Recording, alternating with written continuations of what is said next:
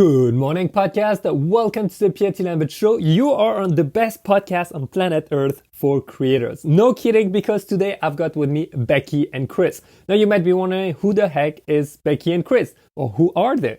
Well, Becki and Chris are creators based in Buffalo. And what is really unique about them is that one of them is videographer, photographer, and the other one is videographer and radiologist. Yep, you heard me, working full-time as a radiologist. So you will see the dynamic, the stories are very unique and very different from what we might have heard so far.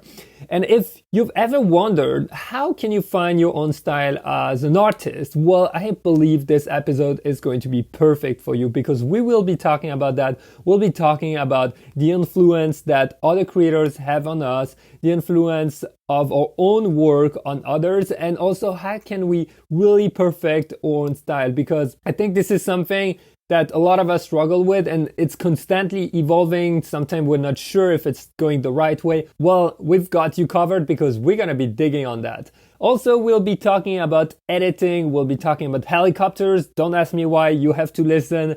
And we'll be talking about how to get started into that world and how to actually work with a passion and a full-time job. Should you even make that passion your full-time job, or should you keep it separate? And if you don't keep it separate, how can you actually keep that passion alive while working on it all the time? You'll see. I think it's very, very helpful episode, especially if at one point you thought, I'm going to make photography or video my full-time thing. Well, you might want to listen to that episode first. Quick note before we jump right into it. A lot of you are not subscribed to the podcast, so please make sure you hit subscribe.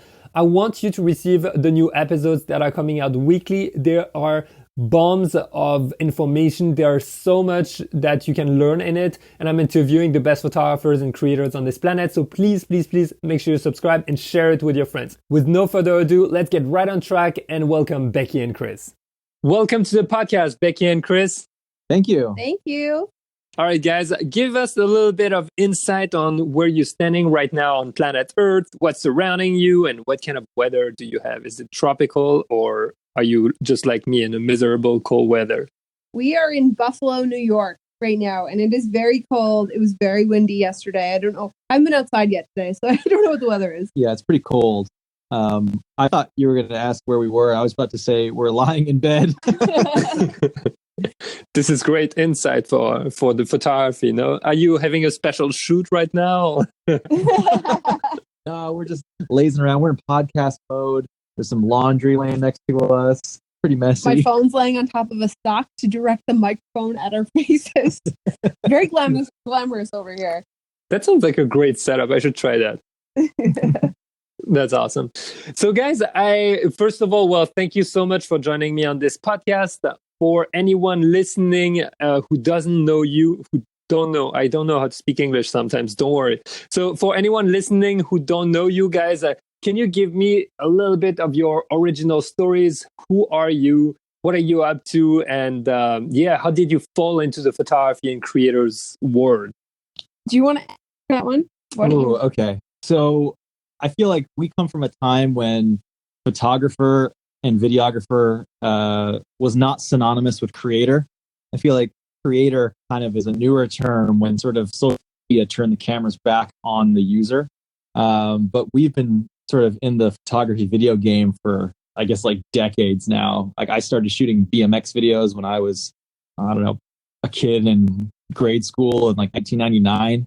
And I've been making videos ever since. And through BMX videos, I started making like doing corporate video, and then it's kind of turned into what it is now. And then Becki, I don't know, how did you end up where you are? So Chris and I started dating in high school. I was in grade 10 and he was in grade 12, and he was shooting those BMX videos, and I didn't really have a hobby besides swimming.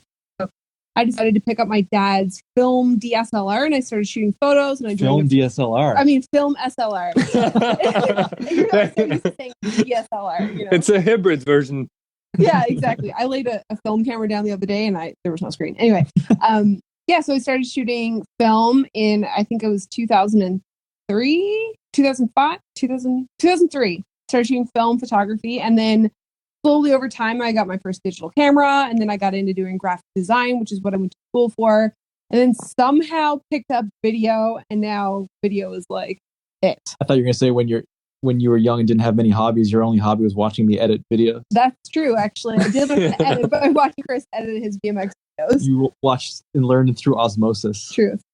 Wait, so Chris, when you were editing BMX videos in 2001, what were you using for that? I was using Adobe Premiere 6.3 or something like that, 6 point something. Wow. And for anyone listening, what's the version nowadays? They abandoned their number system and went with Creative Suite, and then went right. Cloud. So this was like before any of that. Wow, 6. It sounds like for anyone who's ever tried Adobe Photoshop, I think that was like, wow. If you go back to 6 or 3, that goes like super crazy. It almost looks like Paint back in the days. It's probably around the same era, I would say, of Photoshop. I'm Googling it right now, and I can't even find. Oh yeah, okay, here we go. That's Photoshop 6. That's what it kind of looked like. Yeah, I started using that, and then I switched over to Final Cut Pro 6. When I went back to a Mac. I had a Mac when I was a kid in the early 90s. Then I got a PC in early, I guess, 2000s. And then I went back to a Mac, had one of those Quicksilver G4s that probably none of your listeners remember because we're all old. Yeah, that's probably. So you went back to a Mac. That's so interesting because I remember when I was younger, like in the 2000s, I was all about PCs and I didn't want to hear anything about a Mac. The simple reason is I was gaming and I was like, there are no games on the Mac. Why would I ever get that? My biggest like issue as a kid, computer wise, was I was devastated because we had a Mac and I wanted to play Doom 2 and they just didn't have it for a Mac and I was just like crushed. Yeah, I remember that. And then I had a friend who tried to emulate anything. It was just a big mess. I remember it was really, really fun. So wait, so you started doing BMX videos, and how did you get from BMX videos to your first ever paid gig? You know what? It kind of all just sort of happened. I think I was doing like these slideshows for my parents. They would just like give me a bunch of like video and photo assets. I just set it to music and they'd pay me like, I don't know, $50. And then her friends started asking for them. And then just through word of mouth, some of her friends were real estate agents. So they started having me do corporate videos for them and like properties and things like that. It kind of just snowballed from there. And how old were you when that happened? This was when I was in high school, university, and medical school was when I kind of was doing most of these jobs. Oh, wow. And I'm super curious. And I think your story is really interesting, guys, because you're not just a photographer. You have like a full-time job on the side, correct? I've got a full-time job. And if you kind of look at like what would you say the split is between the stuff that we post online? How much do you do and how much do I do? I would say like for our internet stuff now, I think I do like 90%. I do like all of the video editing. I was going to say like 95. Maybe 95. Yeah, I run like all the social channels. Like Chris is basically just in the videos and then starring Chris. I'm just the talent. You're the talent. That's why our whole Instagram is just your face. That's because you always have the camera. Exactly.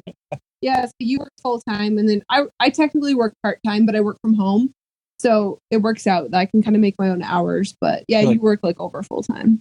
Your schedule's my schedule's real flexible. Tell me what you guys do aside from the photography. Tell me.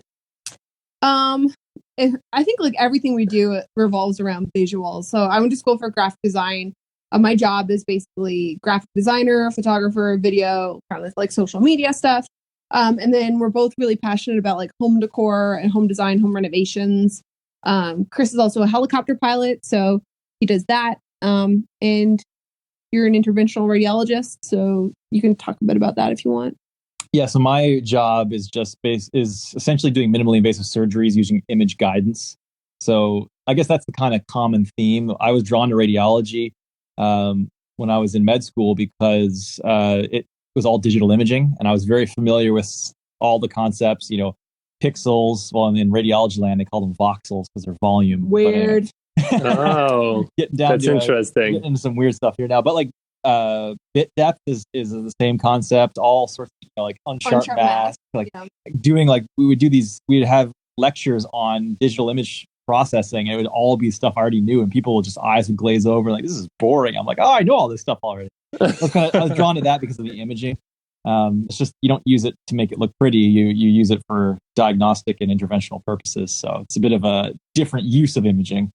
Yeah, that's true. And so it's the reason I find it really, really interesting, and is because most people would not associate photography or videography with a surgeon, or at least not maybe in the sense we see it nowadays. And I know there are a lot of my listeners or viewers on YouTube. It's the same. They all have a full-time job, and they really want to keep that passion for photography and video really, really strong, and just nurture it and keep shooting all the time.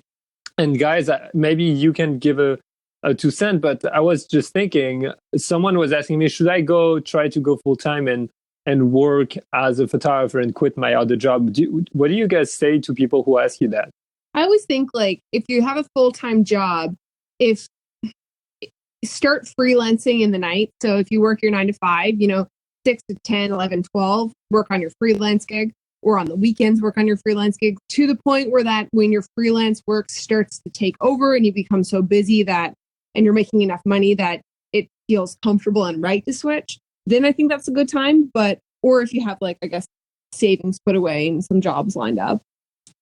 Yeah, I think there's a couple different philosophies, and it depends on the person and what sort of philosophy they align with. And you can use old adages like, find a job that you love and you'll never work a day in your life. I think that's a little bit idealistic, but some people, Sorry, I think the correct thing is you will work every day of your life.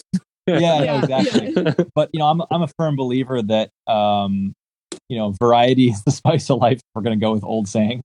And if something too much, you're going to get burned out, and that's just the way we work as humans. So I've always been a believer that you have to love your job, or else you're going to get burned out. Period. But you don't have to make your job. You don't have to live it 100% every single day, 24 hours a day, 7 days a week. And that's a lot of people, they don't realize that making your passion your career is a surefire way to ruin your passion. So maybe not necessarily ruin it, but it definitely changes it.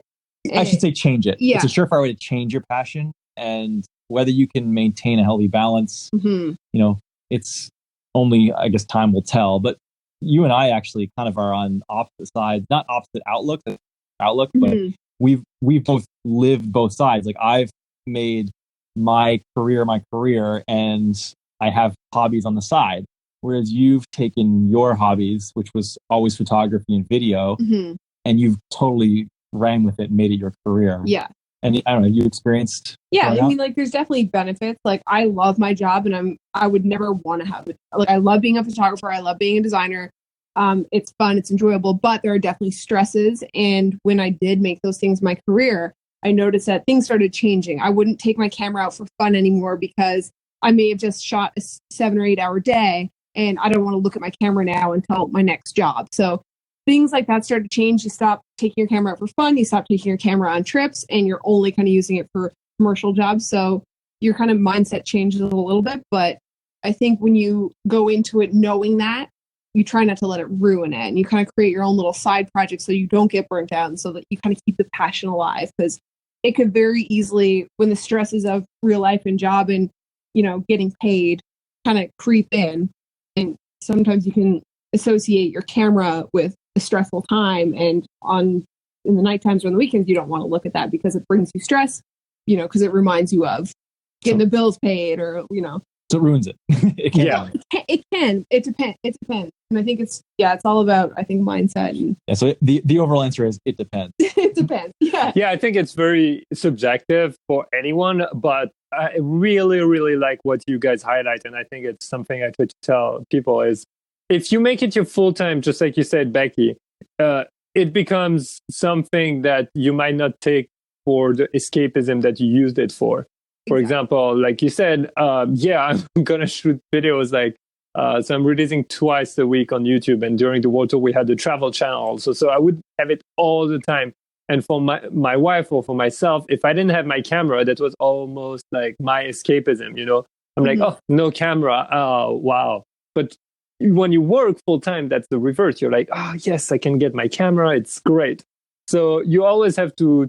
I think it's a question of balance. I think you guys would agree. It's like finding the right balance. And Becki, you gave a good tip: finding those small projects that you still do, even though you go full time in photography. Mm-hmm. And I have, if you guys are familiar with Flern, the channel on Photoshop on YouTube, Aaron, who started it and runs it, has been doing it for 8+ years. And well, it's pretty big business and how do you call that, and channel. But what he was saying is very interesting. We were chatting exactly about that specific topic, and he's like, "It's funny. I picked up a camera not long ago with a fixed lens, and I started shooting again for fun." I'm like, "What?" I'm like, "What do you mean?" He's like, "You don't understand. All the photos I've taken for the past 6 years have been specifically taken for tutorials." Or stuff that I wanted to create for the channel, or for specific tutorials I had in mind. And he's like, it's very hard. It's hardly ever that I would go out and shoot just by myself and with a camera. And he got one of those, I think it was Fuji or Olympus, with a fixed lens, the 35mm. And he told me he really enjoyed that because it just got him back to something super basic and just for fun. Yeah, I think it's changing it up and filling in the you start shooting for commercial or whatever, and then just kind of filling that, hobby with something else. And even if it is photography, maybe it is just, shooting with a fixed lens. Or I did a portrait project where I was like, I'm going to shoot portraits of all my friends and family, different lighting setups, different editing techniques, different lenses, just to like try things. And that really was like, you're going to make a book. Yeah, I was going to make a book. And so it's like, oh, that's like a cool, fun thing. Now I'm excited about it again. So it's kind of like, yeah. Oh, that's a great project. How does that go? How is it going? So I've been kind of slacking since we moved to Buffalo, but I've been working on it for about, 4 or 5 years casually, just, shooting my friends. And it's cool to go back and see how my shooting style has changed. My editing style has changed. Even my lighting, a lot more neutral, I think, now than they used to be. But, eventually I'd love to make a coffee table book, but I have a lot more photos, I think, to take. I think ideally I'd like to have 100 photos. I probably have 20 now. Mm-hmm. Friends? I only have 20 friends. Hello, I need more friends. All right, guys, you can drop your Instagram handle on Twitter, on Instagram, and you might be on the book. No, I'm kidding. Becki and Chris are looking for new friends. That could be a Craigslist listing, by the way. That could be a Craigslist listing. Hey, you might get more than friends on that. Yeah, you never know what you get. True. Looking for love. Yeah. So, Becki, I think you picked up something that was really good at the end, and it was about your editing style changing. And someone was asking, and if I'm correct, it's at polychrome06 on Instagram, was asking me, what is your best advice for starting with Lightroom and handling all the colors? And I'm asking that because you said your style changed, and I want to put my hand in the fire. If I'm wrong, that it's pretty much your colors and the way you use the highlights and everything changed over time. So can you share with me? Yeah. So when I started getting into digital photography, I really like that high dynamic range, contrast, high local contrast kind of look. And highlights down, shadows up, clarity slider on, max. Yeah, that's kind of how it started. So everything had this. Oh man, the HDR theme, wow, was amazing when digital started. It was everywhere. Oh, 100%. Yeah, so it was very stylized photos. Dodging and burning, at least 3, if not 5, light. If you're setting up a studio. And then, over time, it was we went from that to oh, now I'm using one light or window light or natural light. And we're doing neutral skin tones, way less clarity, more of a neutral look, maybe a little more desaturated. And I think it's just overall, I mean, even now it's different than 2 or 3 years ago, but it's just constantly progressing and trying to learn new things. But yeah, I think a lot of people start out with using other people's presets with it. I think that's a good way to learn, but also I feel you can't depend on that either. You kind of have to break it down and see how the colors are done and, then, edit yourself from scratch. And I don't think we ever really use presets, but Chris kind of taught me how to edit in Lightroom when I first started. I don't know how you knew how to do it, but I don't know. I just kind of figured it out. I knew how to use curves early on, and curves can do pretty much 90% of it. And the only other manipulator you need is your basic controls and some HSL. Yeah, true. These are all basic Photoshop tools. Photoshop 6. That's true. Wow. Really, there's not been a lot of new tone controls. I think the biggest breakthrough was incorporating shadow highlight into the basic panel, and then they must have tweaked their engines along the way, because shadow highlight became a lot more natural looking than it used to. Well, and they added like whites and blacks too, because they never had that before. Yeah, but I mean, whites and blacks are more similar to what you can get. Like you could do curves. similar in curve. Yeah. But anyway, we're kind of digressing. Lightroom has greatly improved since I think we started. Like much more control. Definitely. Yeah, we used to process everything with Photoshop, and then Lightroom became really good, and then we switched primarily basically to Lightroom. Yeah, I think I'm 95% on Lightroom, unless I want to do compositing or like masking specific items, etc. And it gets dirty in Lightroom, I instantly go to Photoshop. But the rest, you picked up something. I picked up something you said, which was neutral skin tone. Can you elaborate what you mean by neutral skin tone? Yeah. So I think like with neutral skin tones is just making sure, like especially with portraits, that the person that you're photographing either like doesn't look too orange or doesn't look too green and like dead. Yeah. So I try to have like kind of like a warm golden skin tone, try to match it to what I see, in real life, or maybe just like a little bit of a highlighted version of that. Got it. Yeah.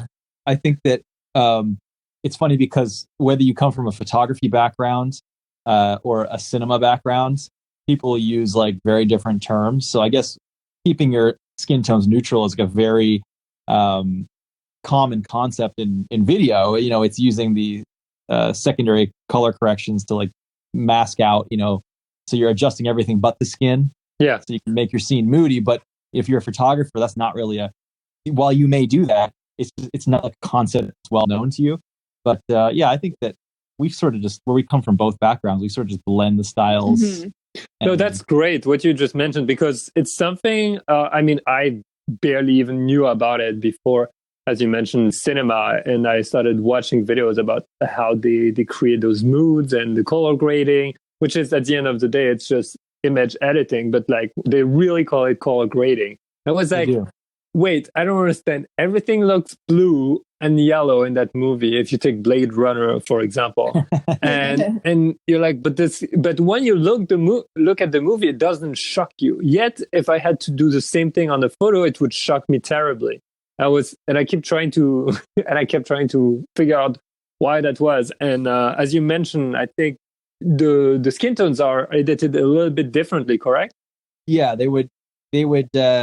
You'd have basically a mask, a power mask, or you'd use like a color picker to pick the skin tones, and then you can preview the mask, and that will basically create a hole in your adjustment layer, if you think about it that way. That's how I kind of think about it. So you're essentially affecting everything but the skin tones, and I actually don't do that a whole lot, to be honest with you. I mean, that's a lot of work.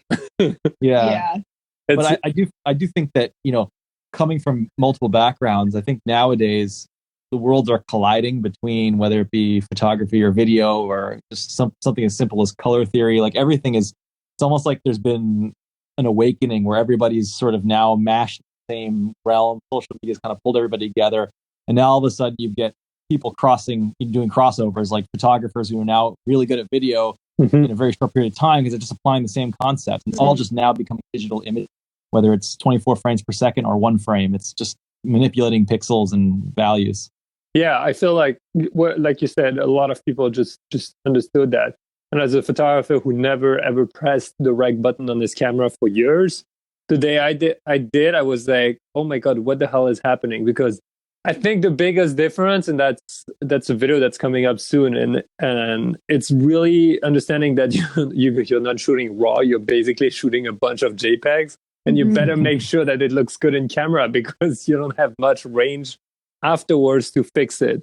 No. That's what I found too, like being a photographer and getting into video. It's like, oh, this is very different. You don't have the free range. You can't put, it's like, like you said, editing, processing like low resolution JPEGs, especially shooting 1080. So it's like very different, but it is also the concept of basically, you know, shooting moving pictures, and now you get to tell a better story because you have 24 frames per second versus one frame. And so long as that you get it right in camera, it's cool that you can add sound and you can add sound design. And you shot raw video before. I shot raw video once on a hacked 5D Mark II with Magic Lantern. It was awesome, but it was like processing or grading those video clips was insane because you had all of the freedom of a raw file. It was amazing, but the workflow was insane. Like, it was cumbersome, and yeah, it was not good. Is that what you would call log? No, so log would be like a flat gamma profile, so that it would still be like, you know, a compressed video file that conventionally can be played back easily. But this firmware hack basically spit out like raw CR2 files in a folder. Okay, and each folder was a clip. There's no like audio that went with it. No. It was just, got it. Yeah, it was like your camera acquired 24 raw files per second, and you have to assemble it into video files.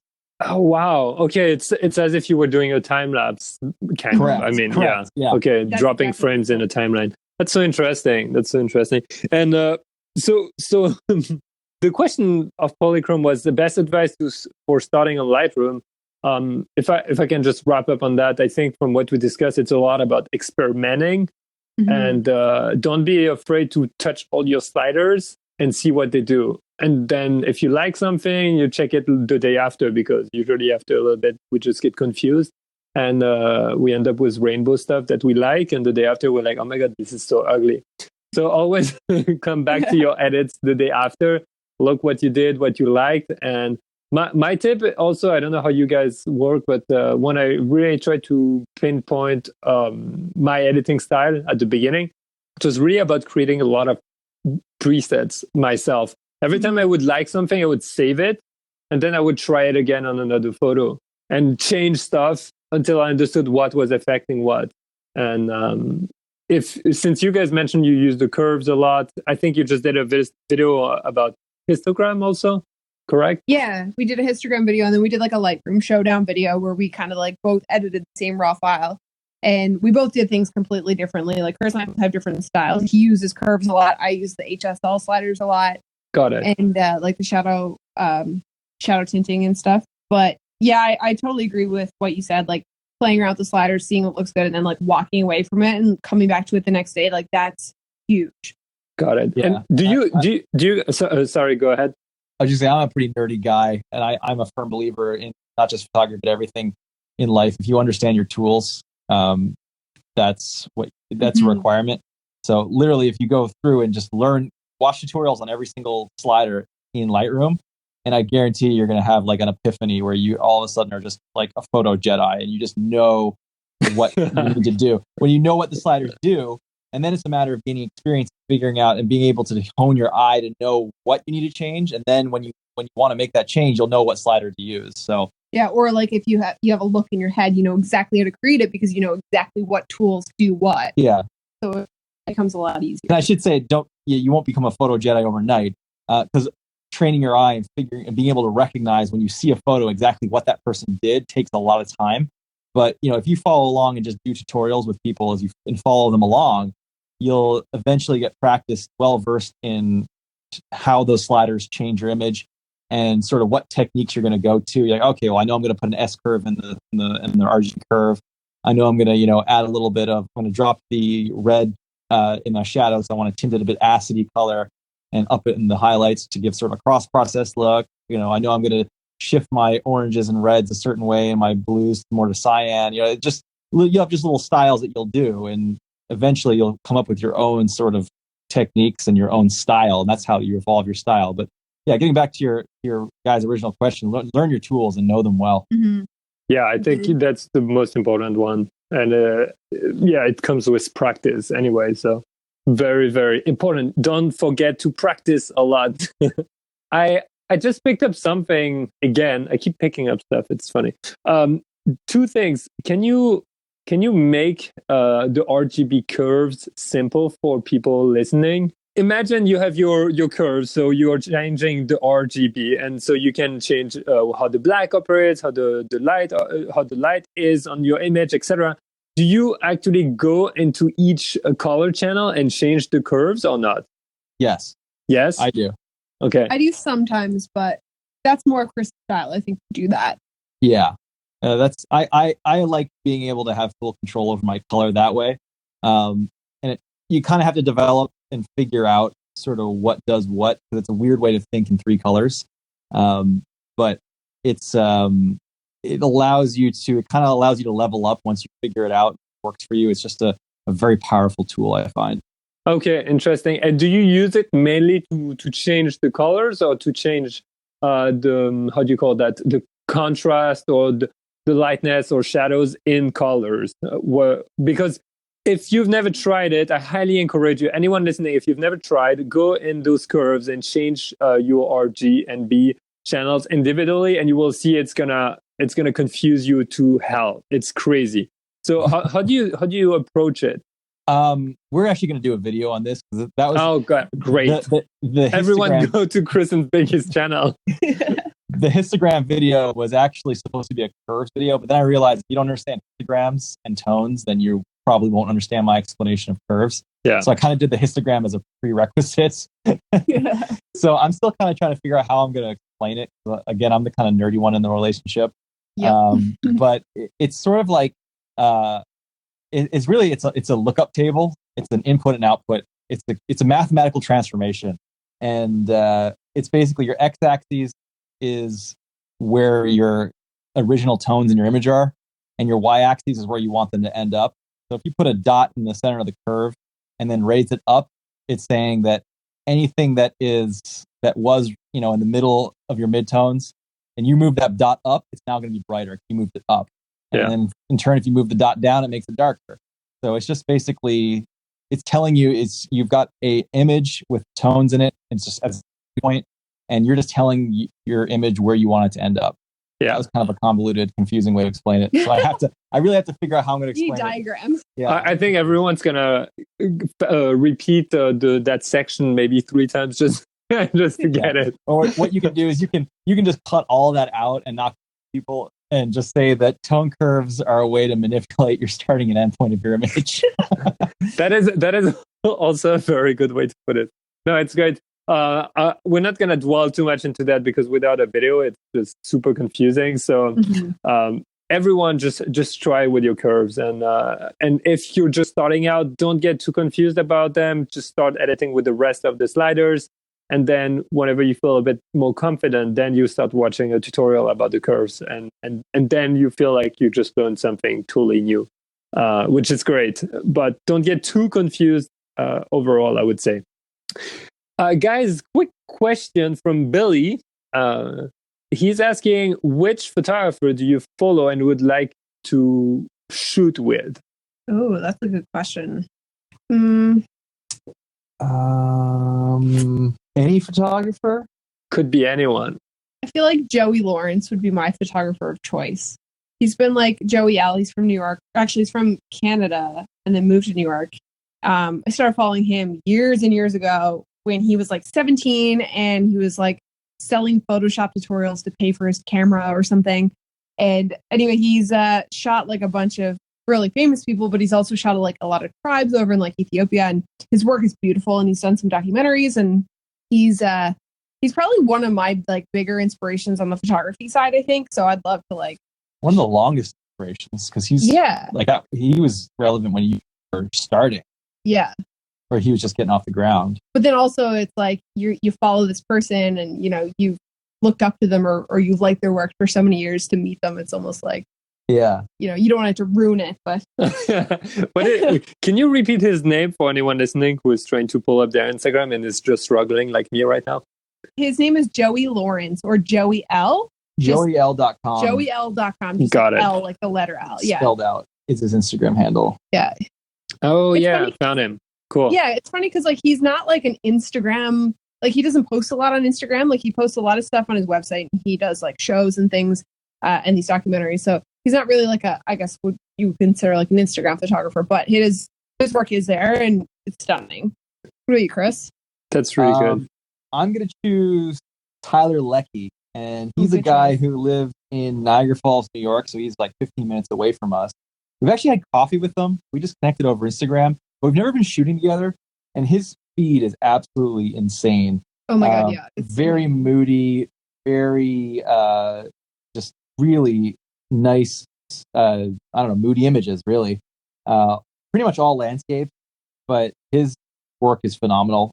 I'm pretty sure he does a lot of like Photoshop work, layering, compositing, but he just has the most crazy landscapes. So I'll say Tyler Leckie, and we've been trying to get out and shoot together, but we just haven't been able to coordinate the schedules. How would you write his name on for Instagram, for example? So his Instagram handle is Tylekki, Tylekki. Oh, cool. Yeah, Tilty. He's kind of one of those guys that feel like it's going to blow up. I think he's got like 7,800 followers, but like you look at his feed. Oh, he's 100%. And you would think like, oh, this guy should have like 500,000. But wow, that's beautiful. Yeah. Yeah, really nice. That is really beautiful. It's really nice. So when you guys like find inspiration in other photographer, what do you actually take from it? Do you take shot ideas or do you take general moods? I'm kind of curious because we all, as creators, there's always that fine line where, well, you don't want to be copying, you don't want to get too inspired. There's always a super fine line. What do you take out of those photographers you really follow and admire? I think it's like lighting concepts, color processing and tones, posing. Those are things that I kind of look at more so on the portrait, like photography side of things. Like if I'm shooting people, what would you? Yeah, I think that it's kind of that fine line, like you alluded to. It's one of the things where if you sort of take somebody's like style that's really their brand, then it kind of almost becomes a little bit difficult to say it's your own. Like if someone looks at your work and says, "Oh, that looks just like, insert photographer's name here," then it's like, "Oh, okay, crap. Maybe I just basically ripped them off or her off." But it's like, oh, if someone looks at your work and says, "Oh, that looks great," and you've sort of made it your own, then I think that that's okay. And sometimes it can be hard, and it's not to say you can't experiment. And all the time, like you did, like so for example, Jesse Driftwood posted a tutorial about how he does his transitions, and like whip and zoom transitions are not like uniquely Jesse, but he does them in a very Jesse way. And so like, yeah, you tried the other day and try this, but you addressed, you're like, let's just try to mix it up because I shoot the same helicopter every single day. Yeah. So let's just try to mix it up with a different style. And I think like it's funny because like these guys put out these tutorials to teach you something. Right. So you got to try it. And then, okay, this is cool. This is how he does it. How can I incorporate that into my own style without it looking like Jesse? Where what I did looks kind of like Jesse because I specifically did it to look like that, to try it. Yeah. 100%. You take those concepts that you've learned and then work them into your own processes. And I think it goes the same with photography. It's like, oh, I really love this shot. I'm going to try a shot like that. And I'm going to say it was inspired by this person. But then maybe you learn something while you're shooting that you can kind of flip and reverse and put it into your own kind of shot. Yeah, I think if you give props, then it's okay. It's kind of fair game then. But in the end of the day, what's going to happen is, my style and Becky's style, it's all just a synthesis of what we've been exposed to over the years. Every tutorial that I used to emulate or partake in back, 15 years ago when I was learning all the tools, those have all those techniques have shaped my style in some way to this day. And it's a constantly evolving thing that, whether you like it or not, if you consume media, you're influenced by other people. There's no way around it. So sometimes I actually try to limit how much I'm, watching consuming or watching because I get worried that I'm going to see something and just gravitate towards other people's stuff. So now I'm just trying to like stay in my own lane kind of thing. But, there's no shame in being inspired by people. No, there is no shame. And I think what you say is really good because it's exactly just, I like to extend it like photography and your style in photography reflects exactly the way I believe we live our lives, where it's just accumulation of experiences that our mind interprets whenever something else comes up.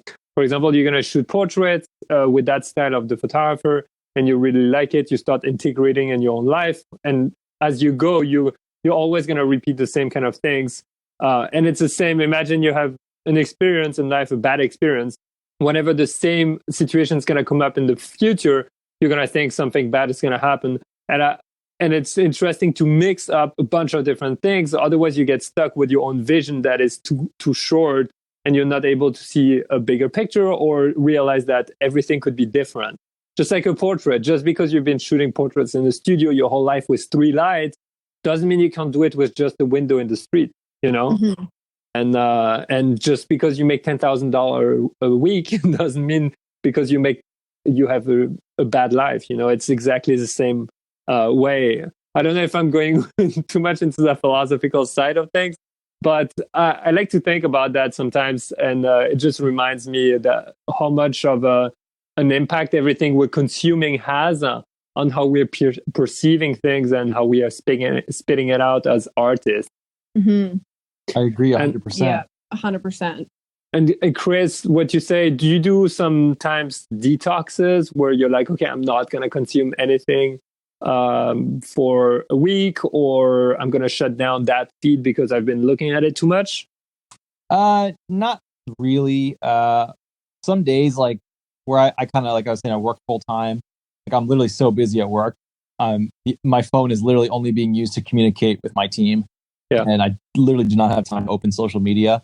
So that almost, like, in and of itself, I come home and I get the cliff notes from Becki, like, okay, what happened on YouTube today? What happened on Twitter today? You got to watch this video. What's going on IG? Instagram ruined everything and put out a shitty update. Yeah. Wait, do you guys have the shitty update where you have to swipe right? Yeah, I had it for like an hour. It was awful. Chris didn't get to experience it. Oh, good. I didn't get it. Oh, it was bad. It was bad. But yeah. Yeah, so I kind of have forced breaks from it, just, you know, to keep my head in other places. But yeah, I don't unfollow people because I think they have good stuff and I'm afraid to rip them off. You know, it's just that was kind of more of an example. But yeah. I kind of just consume when I can in the evenings and rely on Becki to fill me in on the rest. Got it. What about you, Becki? Because you're like in it all day. Mm-hmm. Yeah, I mean, it's tough. I think that I've been watching a lot less YouTube lately because I do find that sometimes when you watch like a certain person a lot or like a certain personality a lot, that you start to kind of like almost adopt some of the things they do or shoot or whatever. So I don't know. I like to watch my, my friends, and they inspire me, and I get hyped to make videos watching them. So it's kind of this fine line of like consuming too much where you're kind of, you don't really know whose ideas are what, versus watching other people's stuff, getting fired up to create your own stuff. But yeah, no, I haven't really like unfollowed anybody who like, I actually really follow a number of different accounts, not just photography and video, but like interior design and fashion, because I like to pull inspiration from all of those other aspects as well into kind of my daily lifestyle, I guess, if you will. Yeah, I think the most important thing you can ever do as an artist with a very specific field like photography is consume things about painting and drawings or fashion or design, things that are completely not in your realm, or even in a way I was going to say finance, but there is some beauty in the mathematical world also. So I think it makes you such a well-versed artist to be able to get inspiration from things that are completely opposite. Mm-hmm. Just like if you make videos, guys, I mean, we're talking about photography and videography, but if you watch workout videos, there might be good things to be taken and reintegrated in own styles, you know? So taking something opposite and thinking about how you could use that into your own work, or if you could expand on it, I think that's where you can foster new ideas. Absolutely. I agree 100%. How do you... I had a quick question from myself. I left it on Instagram for my... No, I'm just kidding. Guys, what is your... Pierre? Hey, Pierre, can you reply? I sent you 25 DM. Please reply. All right. What is the craziest project idea you have for the future? Or you've had, if you don't have any crazier right now? What is it? We have a couple of like weird... We've done a couple of weird ones. Like the one in particular that's done in the past was that weird Canada 150 video. That was just like a big shit show, part of my, swearing. But wait, what was that? So last No, it wasn't last year. July 1st, 2016 it was. We did this like Canada 150 video. It was for Canada. It was like 100. What is it? 150th. Yeah. So we basically were like, Canadian Tire kind of reached out and they were like, we're doing this thing with red and white lights and we want you guys to do a thing. And then somehow we ended up like coming up with this idea of like 2 helicopters. We're going to like strap a box onto one of them. We're going to fly up into the mountains and kind of make this video about like getting up into the mountains with our friends with like our Canadian survival kit. And in the kit, we had like, you know, sparklers and lights and smoke grenades and tents and stuff. So we're going to make this video. And then everything the logistics to make the video with schedules and shooting times just was a complete disaster. We ended up getting it done, but we made a vlog. We made the video and then we made a behind the scenes vlog. And if you watch the video and then watch the behind the scenes vlog, they're like very different experiences, which is often like what it's like when you're dealing with social media. Yes. But I think as long as you show both sides of it, then you're being transparent. Mm-hmm. And like I got stuck in the woods and lost my glasses and I was carrying like a 50-pound box. Yeah, we had no cell phone reception and we got lost and we couldn't find the box. And then the video actually, so we filmed it July, how many days are in June? 30? 30th, yeah. So we filmed it on June 30th. We were up until 5 a.m. The video had to go live the next day. Yeah. And then I was flying out to Newfoundland from Vancouver also that day. So it's just a crazy. It was just crazy. Yeah. We won't get into the details. That's kind of one of the. That sounds like the worst schedule ever. Yeah. Yeah. It was. I'm glad we did it because it's hilarious to watch the video and be like, oh, there's the finished video. And then like the reason why Chris is missing from all of these shots is because he got lost in the forest for 2 hours. And, like, lost his glasses and then like got covered in mud. And but it was an experience. That's for sure. Yeah. But crazy projects going forward. I've got some crazy helicopter trips that I want to take, just because that's how my mind thinks. I'm just a dork when it comes to that kind of stuff. I want to fly to the Bahamas. That's been like something that's been on my bucket list for a long time now. I just have dreams of landing on white sandy beaches and with crystal turquoise waters and just being able to explore the islands that way.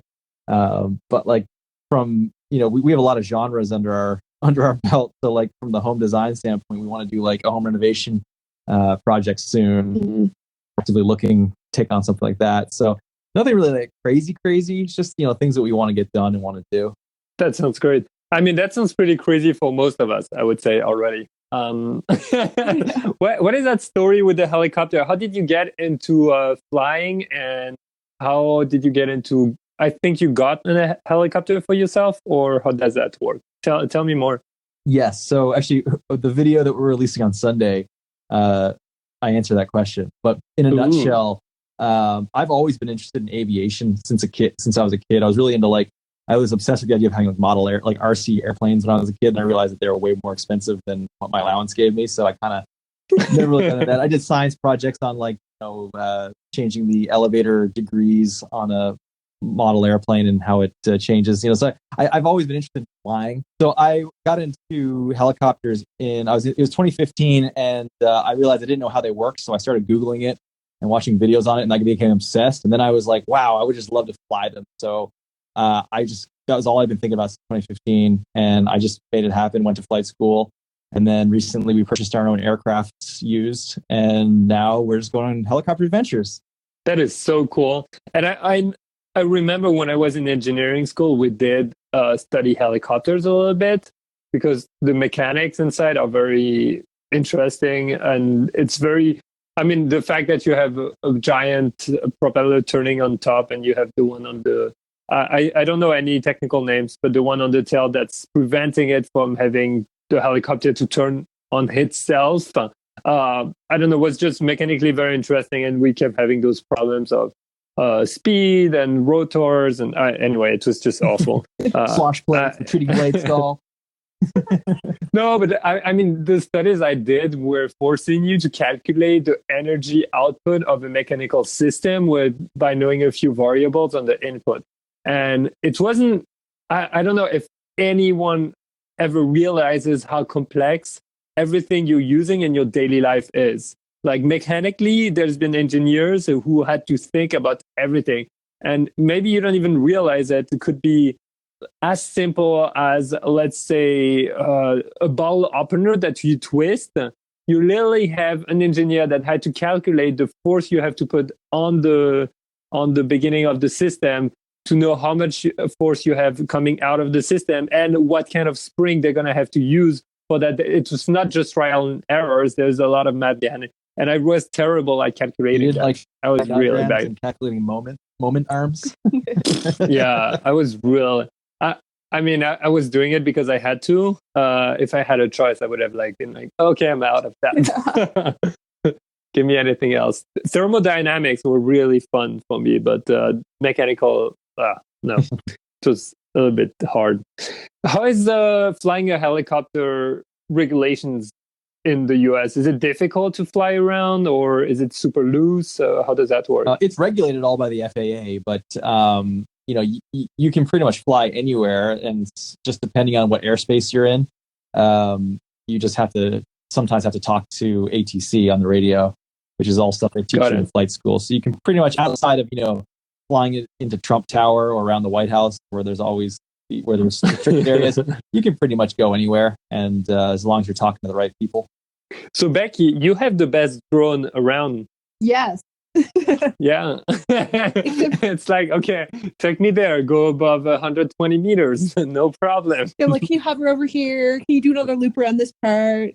Except for I get really motion sick when I'm filming, so I have to take motion sick medication, which kind of makes you a little loopy. So it's been interesting. So it's a fine balance between I'm totally high and I'm trying to not throw up. Exactly. Sure. Oh my God, yeah. Yeah. My life. It's pretty bumpy in the air, huh? Yeah. Oh, it was we went on a little trip yesterday, and the winds were gusting a lot. And for the whole 2 hours, I was holding back puke. It was awful. Oh, wow. Yeah, it was really bad. Yeah, we got tossed around. Yeah. Yeah, I don't think anyone realizes how much a plane is moving or an aircraft until they've experienced either a helicopter or a small propeller aircraft. Mm-hmm. Because the day I went in one of those, because my dad was learning to pilot also a plane, like aircrafts, and I remember I was like, why is that thing moving so much? It's really scary because you don't really realize it until you're up there and you're like, is it supposed to be this bumpy? Are we supposed to be moving this much? Like, is this weird sound supposed to be happening? When you're in a commercial airline, you don't hear any of those things unless you hit bad turbulence. Yeah. Yeah. And also in a commercial, having mass is inherently stable. Mm-hmm. Whether it be with bring small planes or small cameras to big cameras, a huge cinema camera is going to have smoother movements than a cell phone camera just because it has more mass. And the same. Oh, that's a good analogy. It's physics. It's just, everything relates. And a small little aircraft, get bounced around a lot more than a big commercial plane. Yeah, that's true. If anyone never wants to be afraid in a commercial airplane ever again, just go in a very small one and let the instructor tell you that this is totally normal. And whenever you get in a big one and it starts moving, you're like, that's totally normal. This is nothing compared to a small little Cessna. Yeah. Yeah, that's true. Do you shoot a lot from the helicopter? Is it easy for you, or can you even have the doors open? We take the doors off. If the weather is good, we'll go up. We haven't done it a lot in our helicopter, but when we've gone on trips and we've taken tours, we've always gone up with the doors off because it is better for taking pictures and video with no glass in front of your lens. But with the winter, we shoot just through the glass, and we've got a couple of different mounts on the heli for GoPros, the Fusion on the skid or right underneath or kind of on the center rib looking out the window, so you can kind of get a 360 view, which is kind of cool. We've kind of tried to make the helicopter sort of almost like a character in our vlog, and it's oh, that's great. It's we'll use it sometimes to go get footage, but it's more so we more so use it as a tool to tell a story. So it's if the story is we're going to New York, it's okay, let's hop in the heli. So we don't. It's not like we it's not like we're trying to go on a photo mission where we're trying to get the helicopter not seen. It's part of the story, so therefore we're going to show clips of us in the helicopter. Mm-hmm. Yeah, I think it's a big differentiator also with maybe other creators. Everyone has its own little thing about their channel and their photography and everything. And I think it's totally cool to have it part of what your universe. Let's put it that way. And if you make it a character, that's even better. There's this French creator. He has a van, and he called the van Henry. So it's Henry the camper van, or Henry the van. And he keeps talking about Henry, so if you're watching a video straight out of the bat and you're like, who the heck is Henry? Yeah, for us it's the Millennial Falcon. There we go. That sounds great. Guys, I'm gonna ask you a little something, and it's simply, would you have anything you would recommend to people to think about for the next week if they're going to shoot? Maybe a new creative idea, or maybe a concept, or just maybe a technique that they should try that you guys discovered recently. I would say try playing with angles. A lot of people kind of just stand up straight and take a photo at eye level, but you can get some really interesting shots if you get near the ground or kind of get up high, and using different focal lengths at those angles can really change your photography. So recently I've been kind of playing with that. I mean, I guess that's not really a new technique or concept, but keeping that in mind when you're going out, not just shooting straight on, but I'm going to go over here. I'm going to, I've been using dirty frames a lot, which is putting things in front of your lens and kind of shooting through that. And, combine that with a low angle or a high angle, you can get some interesting shots. So that's kind of what I've been doing lately. And I think that's been fun. What about you, Chris? Ooh, that's a good question. Are we talking photo or video or both? Anything. Wiggies is something we've been done for a long time. Yeah. Which is basically just taking your lens off. I think the technical term is lens whacking, but I'm not really sure. But yeah, you take your lens off and it's just basically making light leaks. Yeah. Oh, got it. I was wondering if you were talking about tilt shifting with freelancing, which I just mentioned in the video with Eric the other day. So it's for recreating tilt shift effect. So yours is actually for light leaking inside but you can get that tilt shift effect with it as well, though. Right. Yeah. So I've used it for photography where I've taken the lens off and you kind of tilt it a little bit and you can get the eyes in focus, but everything else is kind of out. Yeah. And I guess for macro purposes as well, because you're essentially simulating extension tubes. Oh yeah, that's true. There are a lot of those video hacks where they show you with a macro one. It's pretty cool. Mm-hmm. I actually didn't know about it until a year ago. I never thought of trying. I was like, oh wow, I could have saved on my macro. It's not as sharp though. It looks a bit mushy, but yeah, no, it's just kind of a fun little thing to play with that we like to do from time to time. All right, that's awesome. So guys, if you're listening, try that out. Let us know how it goes. Where can people find you if they want to tweet you or Instagram you? Where should they do that? We're on all of the social media platforms at Becki and Chris. So BECKIANDCHRIS. So that's YouTube, Twitter, Facebook, Instagram. Mostly Twitter, Instagram, and YouTube is where we're at. That's awesome. Guys, thank you so much for spending the time here on the podcast and helping everyone out. Thank you so much for having us. This was a good time. Yeah, we'll talk to you in the next episode. All right. Thanks, Pierre. Thank you. Wow, I hope you've enjoyed that episode. There was a lot of information in there. You might have to listen to it again, especially on the Lightroom part. But I want to ask you a little something. If you like that episode, if you like the podcast, please share it with your friends. Please share it in your photography group, on your Facebook groups, wherever. Take a screenshot, drop it in your Instagram stories, tag me. I really want the podcast to blow up in 2019. So let's share it together and make sure I get the best guest possible for you on the podcast. With that being said, get out there, go shoot, try something different, try something new. I will see you, hear you, listen to you, talk to you in the next episode. Bye.